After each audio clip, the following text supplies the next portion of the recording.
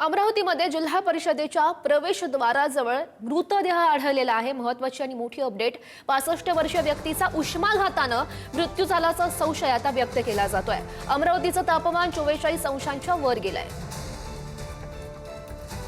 विदर्भात सध्या उन्हाचा पारा वाढलेला आहे। अमरावतीचं तापमान 44 अंशाच्या पार गेलेलं आहे आणि अशातच जीवाची लाही होत असताना अमरावती जिल्हा परिषद कार्यालयासमोर एक मृतदेह आढळला आहे आणि तो मृतदेह उष्माघाताने बळी घेतला गेला असल्याचा संशय देखील व्यक्त करण्यात येतोय। सध्या या परिसरामध्ये जर बघितलं तर पोलीस आणि डॉक्टरांची चमू या ठिकाणी दाखल झालेली आहे आणि मृतदेहाची तपासणी करतात, त्याचा ओळख पटवण्याचं देखील काम सध्या या ठिकाणी सुरू आहे।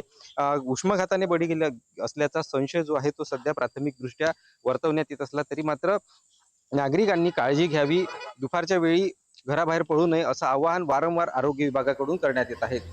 छगन जाधव, पुढारी न्यूज, अमरावती।